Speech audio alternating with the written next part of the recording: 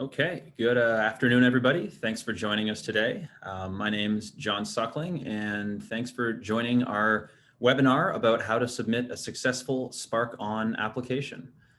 So today we'll be walking through a number of details around the program and a number of changes we've made for those of you who are aware of what the Spark program used to look like and kind of what the vision for the program is in the future. We'll be talking about kind of some of the successes and the stories from previous Spark projects to get everyone kind of in the frame of reference of the types of projects that we're looking for. And we'll get to any questions that you might have as well at the end. So a couple housekeeping items just before we jump in. The session is being recorded, and so we plan to post this on YouTube after we have completed the session, so you'll be able to review it at your own leisure after the presentation. As well, you can submit any questions, any of the chat questions that you might have through the chat feature in Zoom, and we'll be getting those relayed to me to try to get to as many of those as we can at the end of the presentation.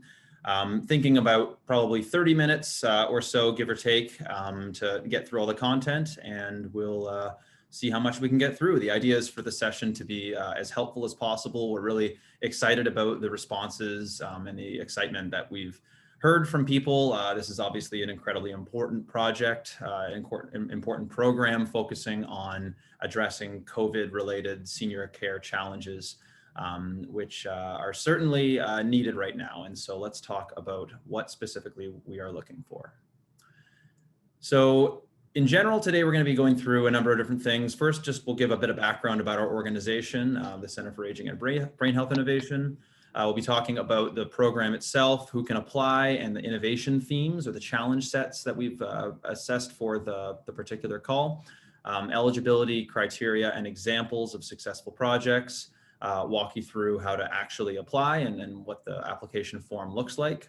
And then make sure that everybody's aware of important program dates. And then that's the big thing to note is that applications are currently open. We're taking applications to the program right now, and we are keeping that open until December 21st. So 5 p.m. December 21st is the last time to get in your applications. And so don't leave it late. Enjoy your holiday season. So what is CABHI? We're an organization that was founded in 2015 by the coming together of a number of different layers of government, as well as some philanthropic donors. And we're really here to accelerate the development, validation, commercialization, and dissemination and adoption of any kind of innovative solution. And that doesn't just mean technology. Often people think of innovations as meaning gadgets or new types of products, but we look at across the board services, practices, processes, the introduction of something new, perhaps using an existing product, or perhaps using or building upon an existing service and using it in a novel way. And a lot of those types of projects have been very successful through the program as well. So we're looking for things across the board, trying to help make impact on the lives of seniors, their care partners, people with dementia, et cetera. And we're working towards a world in which people can maintain their cognitive, emotional, physical well-being and thrive in place, not just live, but thrive in place for as long as possible. And so SparkON, so a lot of you might be familiar with the predecessor of this program, which is just the core Spark program.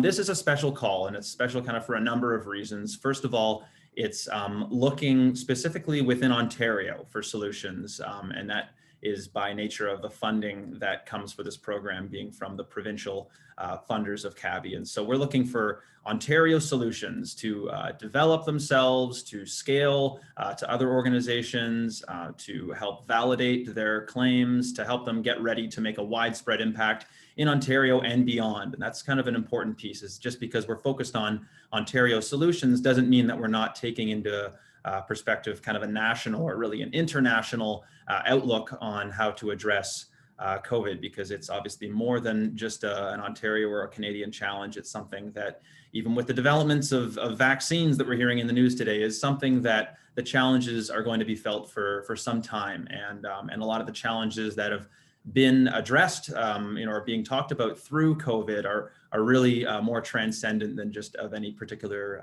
epidemic or situation or public health crisis. They are challenges that will be around for a lot longer as well. So we'll get to what those challenges are in just a little bit, but that's kind of the program at a glance.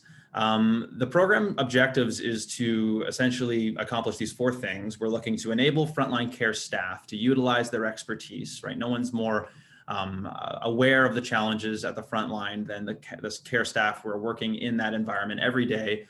So using that expertise to come up with creative ways to solve these critical senior care challenges. And so what are the things that we're not thinking of? What are the quick fixes or the more dramatic changes or the more transformative innovations even that can move the dial on senior care, that can improve quality of life and things like that.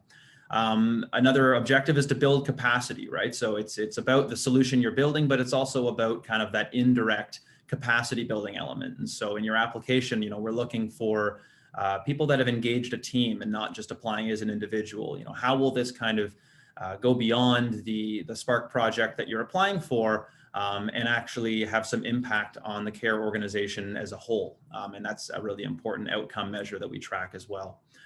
Supporting the development and testing of these individual solutions. So the solution itself and helping those solutions, often the best ideas come from point of care staff, and then we're helping to put around our support. CABHI has a number of different acceleration services and mentorship opportunities to make sure that we're getting the best solutions into as many people's hands as possible. And so that's another big piece of what we're looking to accomplish. And then we've noticed, obviously, that there's a huge gap in these kinds of funding opportunities. The last time we launched this program, we had 178 applications. And so that speaks to the fact that there's not a lot of funding opportunities at the point of care relative to how there should be, and specifically addressing senior care. There's a lot of these opportunities more common in the acute care sector. And so especially in the senior care sector, we're looking to fill a gap of a lot of good ideas to service those people who have come up with good ideas or have good solutions that can help people, and to make sure that they have the resources in order to succeed. So a little bit about what the Spark program's accomplished. So we've funded over 150 projects through the Spark program at 100 different senior care organizations. And we're proud to say we've actually reached, this program won't help that metric, but projects have been funded in 11 of 13 provinces and territories. So we're really excited about the reach that the program's had. Obviously, this is an Ontario call, so again, that won't change that metric this time around. But 90% of graduated Spark projects, so within a year of graduating from the program, had sustained operations and had sustained the solution being in place at their host institution.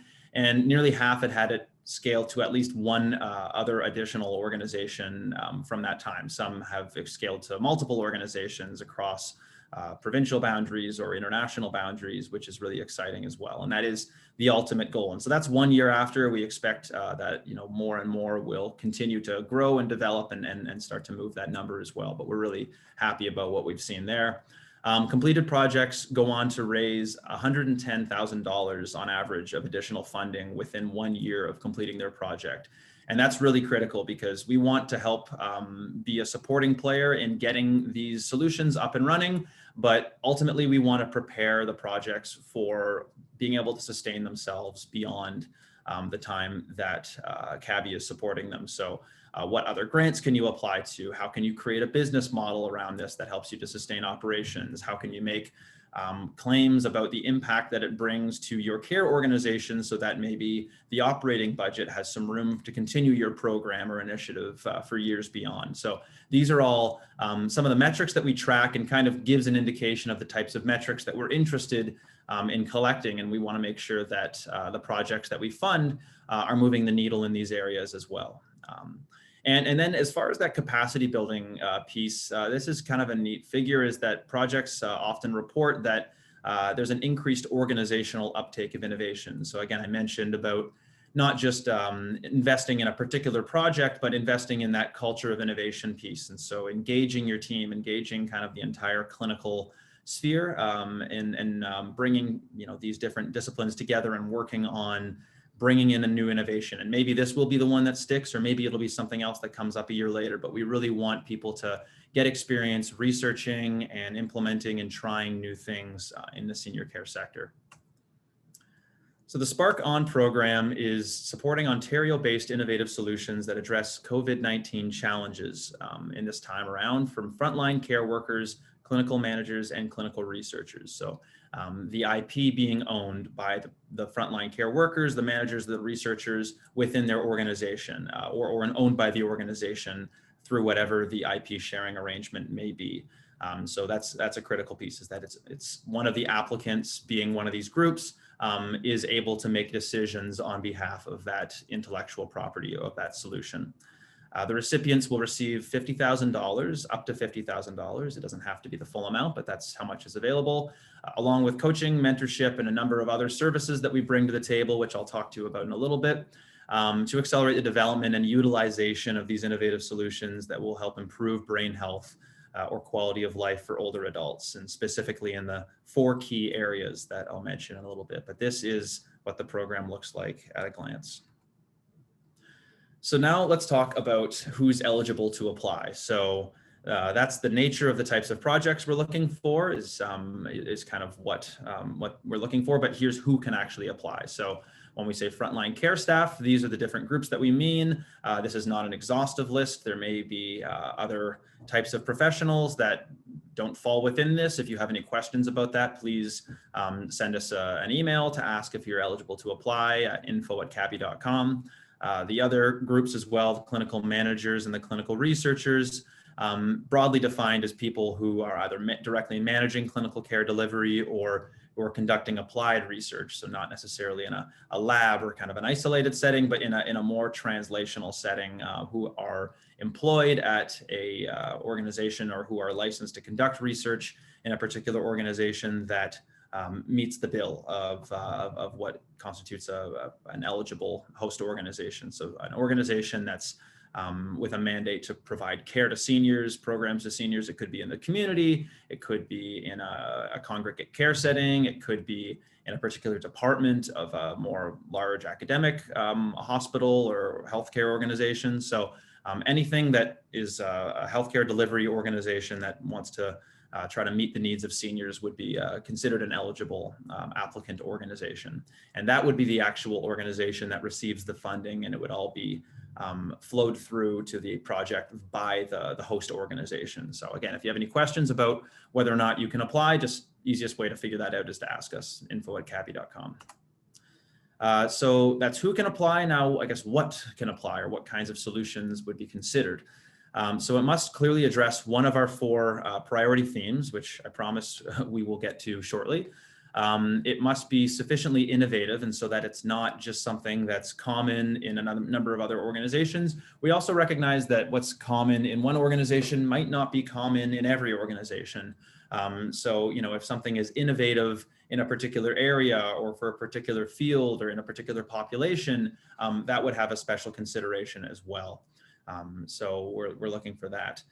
Represent intellectual property, and I mentioned this, that belongs to the host organization, the applicant, or a combination thereof. So it's not owned by a third-party innovator. We've had programs in the past that cater to industry partners, but this is not one of them. So it's okay if you're doing a project that involves third-party products like an iPad or a VR headset as kind of a component of the project that you're delivering, but the actual innovation itself, the piece that's being tested, has to be some creative, innovative process built around that technology, as opposed to that third-party technology itself. So again, any questions on that, we'd be happy to clear up. The project itself must focus on the development, testing, and or scaling of an innovative solution at a healthcare delivery organization located in Ontario. It must be a project that seems reasonable to complete within 12 months. So make sure that you're considering that with your scope that you're submitting to complete. Make sure that it's sufficiently ambitious, but not a multi-year engagement that has to have kind of a concrete ending by the end of a 12-month runway. And some of the things we don't fund: basic research, primarily academic goals, existing programs or initiatives, capital investment, pharmaceutical trials, those kinds of things. So that's just at a glimpse who can apply, what types of solutions we're looking for, and what the project, what must be looking to accomplish. And so to that last point, the types of projects that can apply, we've actually kind of segmented this in the application form, which if you've clicked on, you would have seen around the top.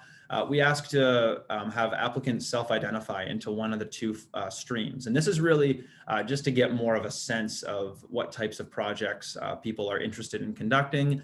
These are the two types of projects that our network said would be most kind of interesting for them to undertake at this point. And so explain each one very briefly. The first one, developing and or testing your own novel innovative solution at your own organization. So this is the standard model for Spark. This is an idea that you've had or a solution that you've developed and you want to further develop it, test it, bring it to more people within your local context, within your organization. That doesn't mean that that's an end destination. We want every solution to plan for scale and to plan to be brought to more different populations or more different organizations. But that can be the starting point, and that a Spark project can just be testing something locally to make sure that it works and then bring it to the world after that. The second stream goes a step further, and so it's maybe for solutions that have already accomplished the first thing in the last several months and are now looking to scale to one or more collaborating organizations. And so it's key if you select this theme that you actually identify who would be a member of that collaborating organization and to make sure that they have signed on to doing this in theory. We ask for a letter of organizational support from any of the parties involved, just to have someone say that they've read through the application and that on behalf of the organization that's involved in the application, they are aware of it and in support of it, and they will, they've read through the conditions and the host organization obligations and are willing to bring, their resources to some extent to support the project and to make sure it succeeds. So these are the two different streams. Again, you can apply with either. Neither of them is particularly favored over the other. It's just to kind of give us a sense of which types of projects we're going to have in our portfolio and what stage they might be at. So these are the highly hyped up eligibility themes or the priority themes that we talked about. And so I guess just a quick note on how we arrived at these themes. Obviously, we reset our challenge sets from previous rounds. We've, if you've seen our calls in the past, we've had things like caregiver support, cognitive health, aging in place, and care navigation. These are all still critical themes, and we'll likely see kind of a flavor of each of those themes in these four new themes. But given the kind of urgency of the COVID context, we had something of a refresh. We reached out to a number of different members of the long-term care community, as well as other congregate care settings and people in the community, seniors with lived experience of some of these challenges and caregivers, and reviewed a number of policy papers. And we came up with these four critical areas that we felt CABHI and its network and the types of people that would be applying would be in the best possible place to address. And so here they are. And again, these themes might have some overlap depending on your solution. It might address more than one, but the key thing is that you can make at least a claim to addressing one of these things. If you can address more than one, then that's all the power to you. So I'll go through each one of them just really briefly. Caregiver well-being, both formal and informal caregivers, promoting their sense of self-efficacy, their feelings of wellness. Mental health is very important and contained within that. What are some novel ways that we can support people who are caring for older adults and people with dementia under the context of COVID-19? Why has it been more challenging? There's a number of reasons. Changing visiting hours, obviously infection prevention and control and concerns around that, feelings of guilt. We're looking for across the board ways to make it easier, looking into the future for caregivers to maintain their feelings of wellness and feel that they're not missing out. How can we keep them connected and things like that. Infection prevention and control. This one is a big area, not just in senior care, but across the board. But specifically, think about congregate care settings, long-term care, places where infection prevention might be a real big challenge. It has been a big challenge. What are some ways that we can promote the optimal use of protective equipment and protocols, making sure that we are preventing outbreaks or that we're minimizing the impacts of outbreaks when they do happen in these settings. Maybe this is something that your organization has stumbled upon and now you want to help share it with other organizations. A number of different Organizations have developed screening apps to make it so that you don't have to ask those questions every single time that you enter the organization. Maybe that's something that can be carried over to other organizations if you've got a particularly seamless or effective way of doing that. So consider those different things if you're applying to the IPAC category. Social connectedness, so a really critical area of COVID that people have come up with a lot of ideas around creating new solutions, especially telehealth, telemedicine types of solutions, but also, important to consider solutions that don't exasperate this digital divide, right? So making sure that we're able to keep people socially connected, but we're not just saying it's only for people who have an iPad or only for people who have access to expensive, teleconferencing equipment. How can we make sure that no one gets left behind and that we're promoting social engagement for older adults and people with dementia at risk of becoming isolated, particularly during COVID-19? Again, this is something that you might have been working on that was addressing social connectedness, because this has been a challenge, long before any particular pandemic, and unfortunately will continue to be a challenge. But what are some other ways that we can look at this particular challenge using maybe existing technologies in a different way? So social connectedness is a really critical theme. And the last one, training unregulated care providers. And so we know that the burden of providing a lot of this care in the last year has fallen upon people who maybe don't have the same resources, and professionals who don't have the same support from regulatory colleges or any kinds of formal training opportunities to help them feel confident in the care they're delivering, but also to support them with any of the challenges that they're encountering. So what are some ways that we can train them, support them, ensure that they feel equipped to be able to deliver care? And so these are the PSWs, and these are the private companions, anyone even in a more of an informal capacity that's been tasked with providing a number of these different care, this care under this context. So just if you have questions about what constitutes unregulated, it's kind of, we're looking, just at a broad kind of sense of the care providers who aren't receiving as much support during this time. And so these are the 4 themes that we're looking for solutions to most specifically. Again, they might cross-cut a couple of these different themes, but the important thing is in your application, make a direct correlation using the words within each theme, just so that beyond a reasonable doubt, it addresses one of these particular areas. And we're happy to provide some feedback on whether you think or we think that your solution seems like it would be relevant to one of these themes, so that you don't waste your time filling out an application that won't go through this eligibility stage. And so that you can tailor it in some way to make it more aligned with one of these eligibility criteria, because beyond being the eligibility criteria to address one of these, they're also part of the scoring criteria. So how well you address it is more important than just addressing one of these priorities. And on that note, these are the 4 different equally weighted evaluation criteria. So they are the same as in previous Spark rounds. We have the solution itself, how novel it is, and how well it can address the particular challenge. Strategic alignment, it's the thing that I mentioned about the last slide, and how well it addresses those criteria or those different challenge sets. The project plan, so have you put together a good idea of how this is all going to work? And really critical here, have you considered how COVID restrictions might impact the project plan? There's a specific question in the application that asks you to speak to how you plan to mitigate, with the project plan if it does have some challenges with rolling out under COVID. Obviously not the easiest time to implement a new technology. There's a lot going on. So, how have you considered this, and how have you made sure that your project will succeed even under these circumstances?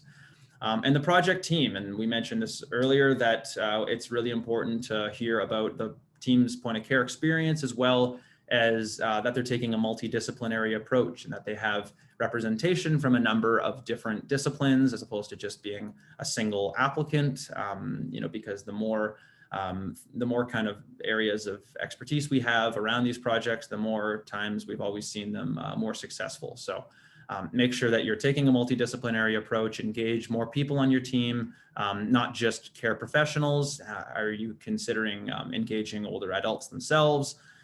Do you have people with lived experience as caregivers on your team? So we understand we only give 4 different fields to input the different team members, but you can mention in subsequent fields in the project team why you feel that this team is qualified or capable and is likely to succeed, because we really want to work with teams that are strong in their own abilities to kind of work together to address any of the challenges they meet along the way. So if you have any questions about the team, then again, feel free to reach out.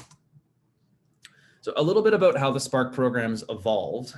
So our inaugural round, which was launched in 2017, January 2017, was really just kind of about the funding. We provided the funding and we didn't do too much else structurally. We had kind of ad hoc meetings, but as the programs evolved from there, V2 in 2017 in the fall, we launched another round where acceleration services were introduced. So we're offering one-off consultations with commercialization consultant or a knowledge translation advisor, meetings with our seniors advisory panel to get the end user perspective.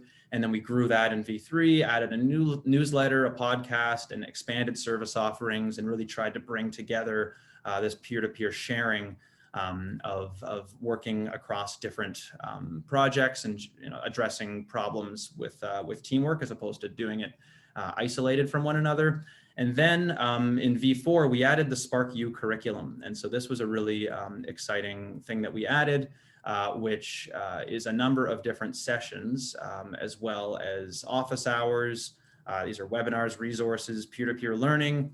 And it's a learning collaborative for members of the SparkON or the Spark community to come together and address their challenges kind of as a group, and to get access to these resources and to hear from guest speakers, success stories, people who've managed to grow their solutions into larger initiatives in the past. Had some really great feedback from it. We're definitely planning to run another cohort in the new year with new challenge sets that help provide as much information and provide as much background knowledge to address some of the challenges that you might encounter in trying to roll this out during your project as well as beyond. So SparkU is definitely a component and something that you'll have free access to as an applicant that's received funding through SparkON. So how to apply, very important. Just check out our website and you'll see the banner, which talks all about SparkON. Click on Learn More, and then you can go to that program page and read through kind of everything that we've put on the webinar today, but just in another longer word format. Reading the innovation information package, and then you can go ahead and find at the bottom of that package the application form, where you'll submit your application no later than 5 p.m. on December 21st, 2020. So that's the timeline. If you have other questions or other things, again, you can message them. All the information, all of our social media presence, all those things are all accessible through that platform. So that is what the application form looks like here. We have a number of different fields that are very easy, so don't be deterred by the 41 question seeming like a long thing. Your first name is one question, your last name is a second question, and so you're already 2/41 of the way there. You can save your work and you can generate a unique URL for this form and then share it with team members if you are working collaboratively. You'll see Carol's email here, kkameka@cabhi.com, and you can send her an email and ask her any questions about anything related to the application or any glitches or technical issues that you're having with putting together an application. We recommend if you're working offline, then that's or just at least to save a copy of this offline, just in case you are, the connection gets lost or something. Technology is great until it clunks out in the 11th hour, and we want to make sure that that doesn't happen before the application. So just make sure you're saving your work and that you've got it backed up. And if you have any trouble, sometimes we can retrieve it for you on the back end as well. But the application really just goes through kind of some administrative information and then asks you a little bit more about the 4 different categories of evaluation. And then it walks through kind of each of those and And that's pretty much what the process looks like. The forms will all go into our external evaluation panel, which will be reviewing these throughout January. And then we will have our cohort announced at the end of January. And so January 29th will be the date that we plan to announce the results. And so both the successful and unsuccessful applicants will be notified. We'll have a month to work through the program agreements with your hosted institution and make sure that we've ironed out all the details of the program or the project agreement.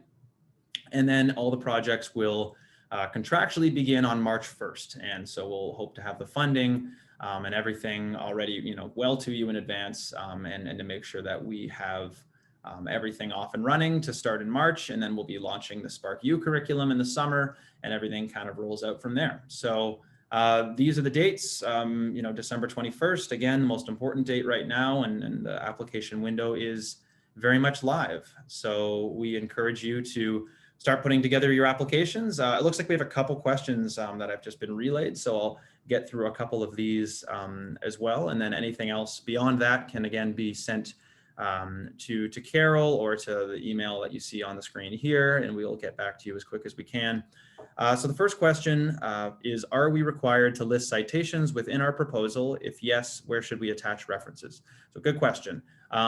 You may list citations for certain things that you want to make sure that there's a figure cited for, or any other kinds of data that you want to make sure that the source is listed.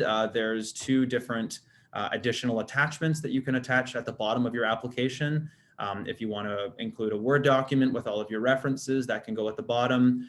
You can list in text just with the quick source. This is not something that needs to be rigorously cited in any type of particular format. We want to see kind of the data that you're pulling and where that came from, but it does not necessarily need to be in any kind of format or formal list that other more formal granting organizations might require of you. So it can just, your attachments can be listed at the bottom of your application and listed in text briefly, or one of those two is more than sufficient. Another question, what are the guidelines for 2 additional files we're allowed to upload? So that's kind of what I was just referring to there. It can be a number of different things, including your citation list, or it could be something that helps us get a better sense of what your innovation looks like or is. It could be a video, it could be a one-pager, it could be a previous report of some sort that shows what the solution has accomplished in the past. So this is really up to you. It's a maximum of 2, but you can be creative with what you choose to upload and create, just to make sure that the review panel gets the best sense possible of what it is that you're proposing and why it would be a good solution for CABHI to fund. In addition to host organization letter of support, should all collaborating organizations provide a letter of support?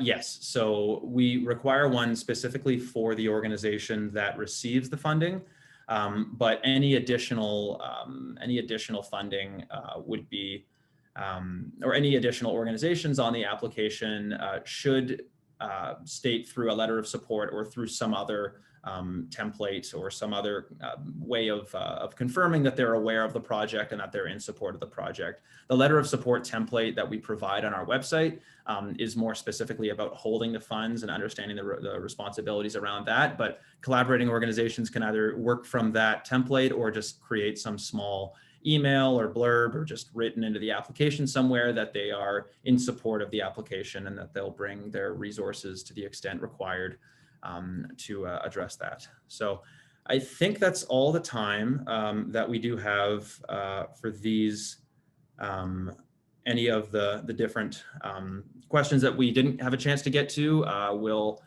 We've got documented in the chat, and we'll make sure that we get back to you on those. But appreciate everybody taking the time today to listen in and to understand a little bit about the types of applications we're looking for. And we're really excited to get these applications, and it's a really critical area that we're trying to move the needle on, and we're really excited to see what everyone comes up with. So again, any follow-up questions, it's best to send them to us via email. We'll get back to everyone that's already put one in the chat. But as far as Anything else, please just follow along with our social channels all listed here. You'll get any program updates, and we're excited to be launching this program and announcing the winners and not that far away from now, in just a little under 2 months. So thanks everyone again for attending, and we will talk to you soon.